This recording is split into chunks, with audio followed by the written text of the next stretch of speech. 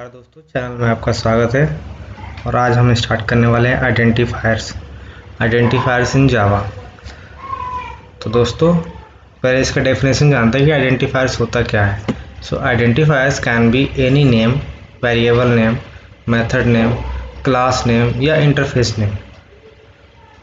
Any name can be of a variable name, method name, class name which are known as identifiers.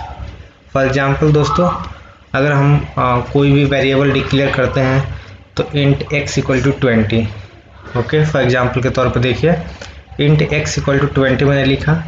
Int क्या है? Int is a data type है। x क्या है? x is a variable name है। Equal to क्या है? Equal to is a operator. And 20 क्या है? 20 is a initialize value. So दोस्तों, so that x is also identifiers. So दोस्तों, x इज ए वेरिएबल, इस वेरिएबल को ही हम आइडेंटिफायर्स कहते हैं। तो जैसे कि मैंने अभी डेफिनेशन में बताया कि any variables name, any method name, any class और interface name which are known as identifiers. Rules of identifiers कितने होते हैं ये देखते हैं दोस्तों। मैंने रूल्स ऑफ आइडेंटिफायर्स, सो दोस्तों एक एक रूल्स वन बाय वन हम देखते हैं क्या है रूल्स होते क्या आइडेंटिफायर्स के। तो first one is spaces can not be use.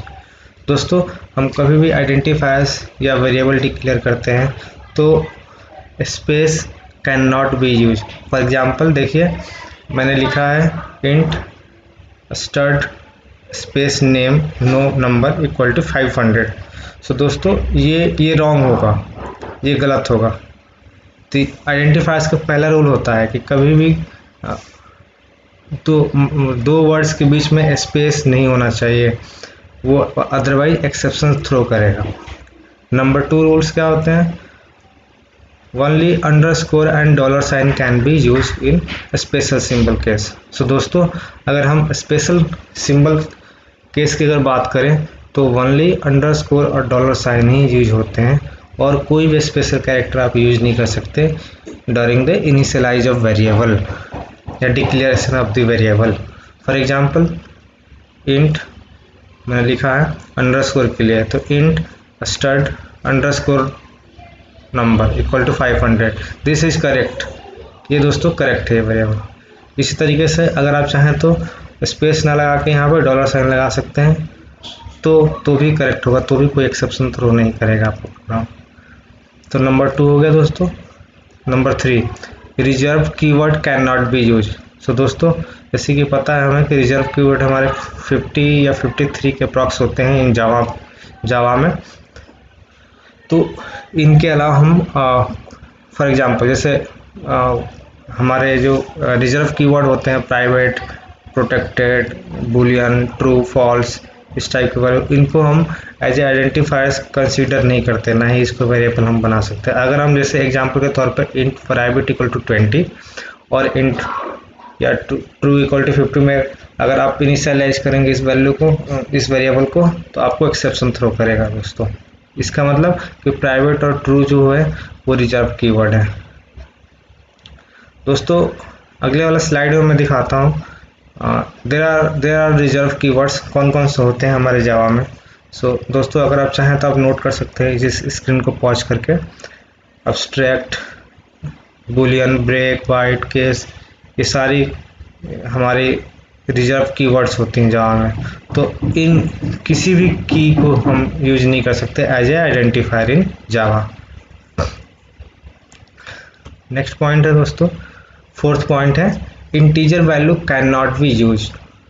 So दोस्तों, हम integer value can not be use at first position but can be use after first character. So दोस्तों, फॉर एग्जांपल जैसे अगर मैं आइडेंटिफायर या वेरिएबल डिक्लेयर कर रहा हूँ तो इंट 1 स्टार्ट, मतलब 1 क्या है हमारा इंटीजर वैल्यू है, XYZ इक्वल टू 20, तो इट विल शो एरर। दोस्तों, ये एरर शो करेगा, क्यों? क्योंकि इसका रूल होता है आइडेंटिफायर्स का कि हम वेरिएबल जब भी डिक्लेयर करते हैं तो फर्स्ट लेटर हमारा इंटीजर नहीं होना चाहिए। So we can write like, अगर हम चाहें तो हम फर्स्ट लेटर के बाद आप कहीं भी इंटीजर यूज कर सकते हैं, दैट विल बी एक्सेप्टेबल। सो दोस्तों ये होते हैं हमारे 4 जो मैंने आपको बताया, ये होते हैं आइडेंटिफायर्स के रूल्स। दोस्तों एक और टॉपिक था नेमिंग कन्वेंशन इन जावा। सो दोस्तों हम कभी भी वेरिएबल डिक्लेयर करते हैं या मेथड बनाते हैं या क्लास इंटरफेस क्रिएट करते हैं तो हमें पता होना चाहिए कि इनका नेमिंग कन्वेंशन कैसा होना चाहिए। सो बेसिकली नेमिंग कन्वेंशन का मतलब क्या है?